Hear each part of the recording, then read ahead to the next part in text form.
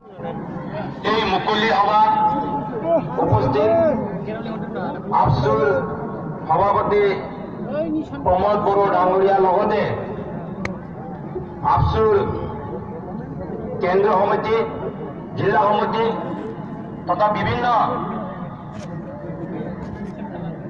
আঞ্চলিক সমিতিৰ কৰ্মকৰ্তাসকল, NDAB প্ৰগ্ৰেছিভৰ সভাপতি সম্পাদক লগতে সকলো কৰ্মীসকল, বড়ো সাহিত্য সভাৰ সকলো কৰ্মকৰ্তাসকল, UPPL-ৰ সভাপতি তথা প্ৰাক্তন ৰাজ্যসভাৰ সাংসদ, আমাৰ এই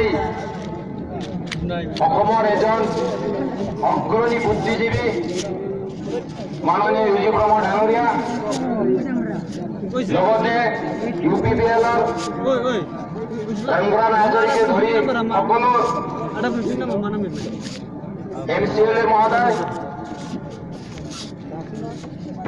উপস্থিত। অলপ আগতে নিজৰ বক্তব্য দাঙি ধৰা আমাৰ বেংগলী ফেডাৰেশ্যনৰ এডভাইজাৰ সুশীল দাস ডাঙৰীয়া, মঞ্চত উপবিষ্ট সকলো বুদ্ধিজীৱীসকল, বিভিন্ন দল সংগঠনৰ নেতৃবৃন্দসকল আৰু আজিৰ এই খেলপথাৰত সমবেত হোৱা BTADৰ এই এলেকাৰ সম্পূৰ্ণ শান্তিকামী ৰাইজ, আপোনালোক সকলোলৈ মই এজন গোৰ্খা সম্প্ৰদায় হৈ গোৰ্খাসকলৰ পৰা অভিনন্দন যাচিছো। লগতে আজি এটা কথা মনত পৰিছে, আজিতকৈ 20 বছৰ আগত, 15 বছৰ 20 বছৰ আগত এনেকেই মুকলি পথাৰত আপসুৰ সেই সময়ৰ সভাপতি ইউজি ব্ৰহ্ম ডাঙৰীয়াৰ নেতৃত্বত গুৱাহাটী হওক, দিল্লী হওক, কোকৰাঝাৰে হওক, বঙাইগাঁৱে হওক, নলবাৰী, বাক্সা, ওদালগুৰি, য'তে নহওক বহু ঠাইত এই ব্ৰহ্মপুত্ৰৰ উত্তৰ পাৰৰ বিভিন্ন জনগোষ্ঠীৰ সমবেত হৈছিল। এই সমবেতৰ জৰিয়ে এটি আন্দোলনৰ যি প্ৰক্ৰিয়া, এই প্ৰক্ৰিয়াৰ ফলত আমি আজি য'ত বসবাস কৰি আছো, যাৰ নাম BTAD, এই BTADৰ সৃষ্টি হৈছে। BTADৰ 4টা ডিষ্ট্ৰিক্টৰ নামৰে 40টা সমষ্টিৰে এটি নতুন ৰাজনৈতিক সেটআপ, পলিটিক্যাল সেটআপ ইয়াত আহি গৈছে। আজি মোক মনত পৰিছে, বহুত ভাই ভণ্টিসকল ইয়াত আছে যিসকলে এই আন্দোলন BTC হোৱাৰ আগত, BSC হোৱাৰ আগত যি মুভমেণ্টটো ব্ৰহ্মপুত্ৰৰ উত্তৰ পাৰত চলিছিল এইটো গমেই নাপায়। আজি তেওঁলোকে বুৰঞ্জীত, বড়ো ইতিহাসত বুৰঞ্জীবিদসকলে লিখি থোৱা এই বুৰঞ্জী যেতিয়া অধ্যয়ন কৰিব তেতিয়াই গম পাব। তো মই বিশেষ আজিৰ এই সভাৰ জৰিয়ে এইটোৱে আহ্বান জনাবলৈ ইয়াত উপস্থিত হৈছো, বড়োসকলে কেতিয়াও ভাবিব নালাগে গোৰ্খাসকলে আমাৰ মুভমেণ্টত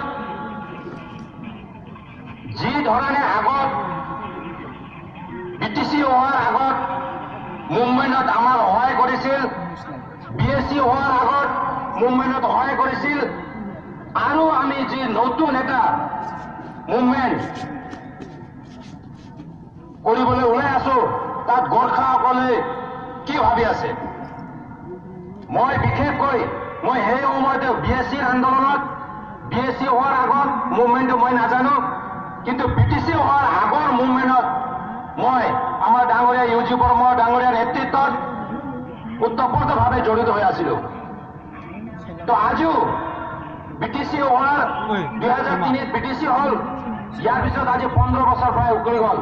15 বছৰ আপোনালোকৰ ওচৰতে আমি আছো আৰু ভৱিষ্যতো আমি থাকিম। এই কথা গোৰ্খাসকলৰ মাজত আকৌ দুনাই ক'ব নালাগে, সকলোৱে জানে। ইয়াত চিৰাং জিলাৰ যিমান গাঁৱৰ পৰা ইয়াত উপস্থিত হৈছে বড়ো সম্প্ৰদায়ৰ লোকসকল, আপোনালোকৰ চোতাল আৰু গোৰ্খা সম্প্ৰদায়ৰ চোতালটো প্ৰায় একে আছে। এটা চোতালতে আমি বসবাস কৰো, এটা গাঁৱতে আমি বসবাস কৰো। পাটাবাৰী, আমটেকা, মালিভিটা, দাঁতগাড়ী, হাতীচাৰ, বিজনী, কোকৰাঝাৰৰ যিমান ঠাই আছে, বাক্সা হওক, ওদালগুৰি হওক, ইয়াত এটা নতুন কিবা এটা সৃষ্টি হ'ব। 2003 আগৰ দৃশ্য আৰু 2003 পিছৰ দৃশ্যটো অলপ মন কৰি চাব লাগে আমি। এই মুভমেণ্টৰ ফলত কিবা এটা চেঞ্জ আহিছে, কিন্তু যেনেকে ভাবিছিল এই ধৰণে আমি দেখা পোৱা নাই। আজি বড়োসকলে নিজৰ অস্তিত্ব ৰক্ষাৰ বাবে আদিমবাসী হিচাপে, অসমৰ আদিমবাসী হিচাপে তেওঁলোকে নিজৰ অধিকাৰ পাবৰ বাবে যি সংগ্ৰাম, আজিৰ নহয়, আজি 15 বছৰ 20 বছৰ নহয়, আজি প্ৰায় 80 বছৰ 70-80 বছৰ হৈ গ'ল সংগ্ৰাম কৰি অহা। এই সংগ্ৰামৰ ফলত যি উদ্দেশ্যটো আগত ৰাখি তেওঁলোকে সংগ্ৰাম চলাই আছে, এই উদ্দেশ্যটো এতিয়াও সফল হোৱা নাই। আজি আপোনালোকে দেখিছে অসমত বহুত ধৰণৰ হুলস্থুলৰ পৰিৱেশ। অলপ আগতে আমাৰ সুশীল দাসে কৈ গ'ল ডাঙৰীয়াই, অসম চুক্তি 1971 কথা ভিত্তি কৰি যি এনআৰচিৰ কথাটো ইয়াত ওলাইছে, তেওঁ আমি বাৰে বাৰে কৈছো, গোৰ্খাসকলেও বাৰে বাৰে কৈছে, এনআৰচিৰ বিষয়ে ক'ব লগা আমি একো নাই। আছুৰ নেতৃত্বত যে 28টা সংগঠন আছে, এই 28টা সংগঠনৰ ভিতৰত গোৰ্খাসকলৰ ছাত্ৰ সংগঠন সদৌ অসম গোৰ্খা ছাত্ৰ সংস্থা এই 28টা সংগঠনৰ ভিতৰতে আছে। তথাপিও আমি দেখিবলৈ পাইছো, যি সময়ত ভাৰত স্বাধীনৰ পিছত, ভাৰত স্বাধীনৰ সময়তে মিষ্টাৰ জিন্নাই অসমক পাকিস্তানৰ লগত সমাবলৈ যি এটি মন্তব্য কৰিছিল, এই মন্তব্যৰ বিৰুদ্ধে যি সময়ত শ্বিলং হেডকোৱাৰ্টাৰ আছিল, সেই সময়ত শ্বিলঙৰ পৰাই অসমৰ গোৰ্খাসকলে আৱাজ দিছিল। আমি সেই সময়ত শ্বিলং গুৱাহাটীকে ধৰি 35,000 গোৰ্খাসকলে আছিল তাত। তেওঁলোকে তেতিয়াই কৈ দিছে, যদি পাকিস্তানক অসমক অন্তৰ্ভুক্ত কৰিবলৈ আগুৱাই আহে, তেনেহ'লে আমি এই শ্বিলং গুৱাহাটীত থকা 35,000 গোৰ্খাসকলে খুকুৰি হাতত লৈ আন্দোলন কৰিবলৈ সাজু আছো আৰু অসমক বচাম, অসমক ভাৰতত ৰাখিম। আৰু তেনেকৈ ভাষা আন্দোলন, অসমীয়া ভাষা বচোৱাৰ সময়ত অসমীয়া ভাষা মাতৃভাষা লিখিব লাগে বুলি যি সময়ত অম্বিকা ৰায় চৌধুৰীহঁতে কৈ গৈছিল, সেই সময়তে এই ভাষা বচোৱাৰ ক্ষেত্ৰতো গোৰ্খাসকলে এই আন্দোলন জপিয়াই পৰিছিল। কিন্তু আজি আমি দেখিবলৈ পাইছো, যেতিয়া যেতিয়া অসমৰ ক্ষেত্ৰত, অসমৰ অস্তিত্ব ৰক্ষাৰ ক্ষেত্ৰত, অসমীয়াৰ অস্তিত্ব ৰক্ষাৰ ক্ষেত্ৰত গোৰ্খাসকলে যি অৱদান আগবঢ়াই গৈছে,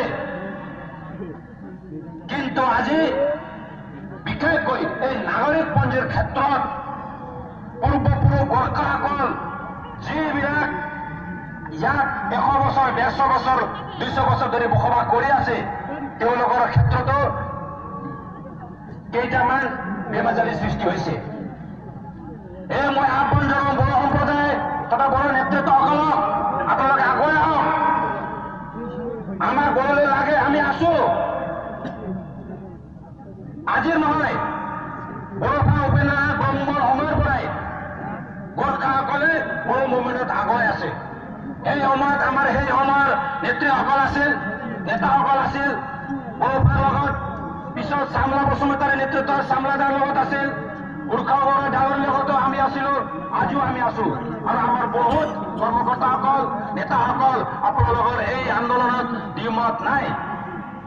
পূৰ্ণ পৰ্যায়েৰে বড়োলেণ্ড, অসমৰ উত্তৰ পাৰত বড়োলেণ্ডত আমি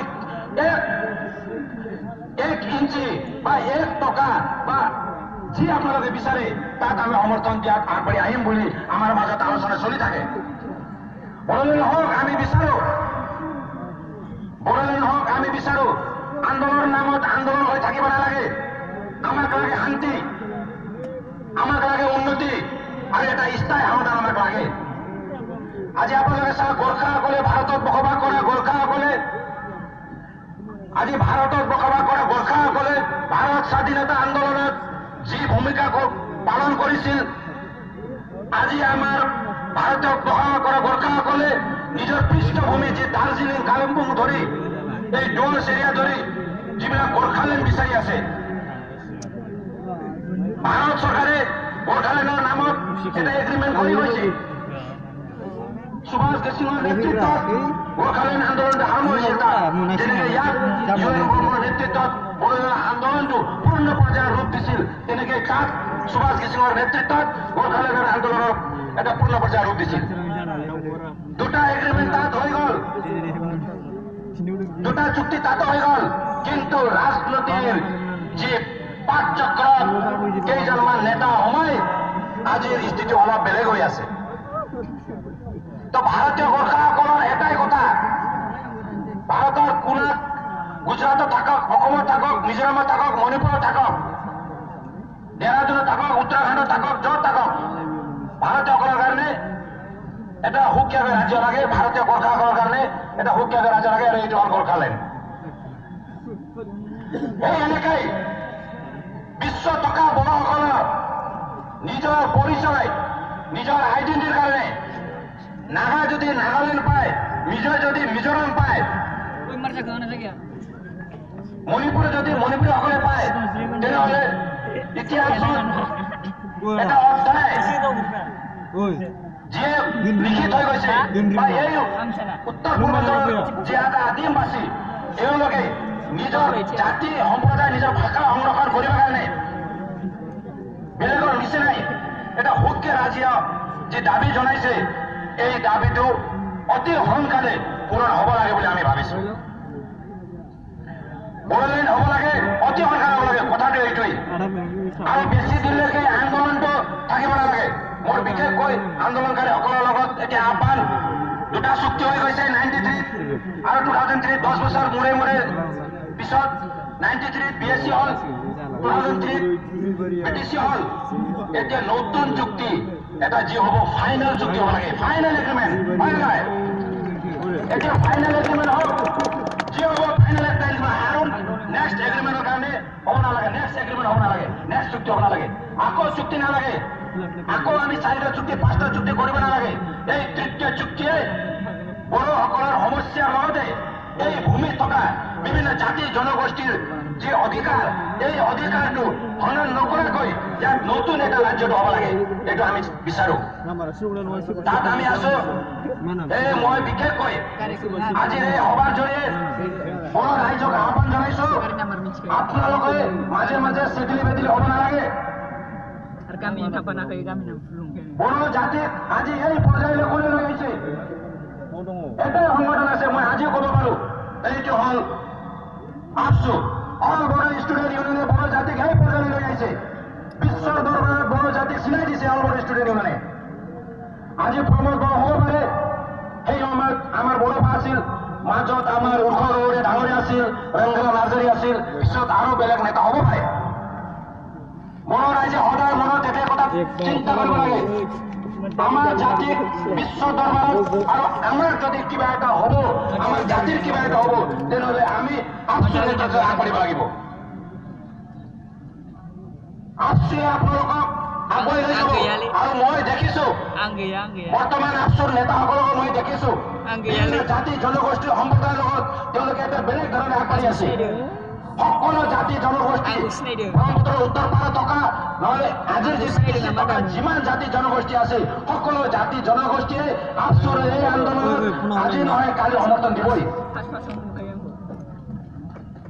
আৰু এই আপোনালোকৰ ওচৰত অনুৰোধ আৰু আহ্বান যাচি গোৰ্খালেণ্ডৰ লগতে ভাৰতবৰ্ষৰ এটা নতুনকৈ ৰাজ্য গঠন কৰক ভাৰত চৰকাৰে যেনেকে তেলেংগানা কৰিছে যেনেকে উত্তৰাখণ্ড কৰিছে তেনেকে আকৌ যি ৰাজ্যবিলাক ডিমাণ্ড চলি আছে আমাৰ অসমত বড়োলেণ্ড বেংগলত গোৰ্খালেণ্ড এটা অতি সোনকালে হওক বুলি আৰু চৰকাৰেও ইয়াত আগবাঢ়ি আহক আৰু এটা স্থায়ী সমাধান দিয়ক বুলি চৰকাৰৰ ওচৰত আহ্বান জনাই সকলো ৰাইজক আকৌ এবাৰ মাৰ বান্ধি থিয় দিয়ক এতিয়া এইটো আমাৰ final round final game semi final game নহয় এইটো ফাইনেল গেমৰ ফালে আগবাঢ়ি আহক বুলি আহ্বান জনাই মই ইয়াতে সমাপ্ত কৰিলোঁ ধন্যবাদ জয়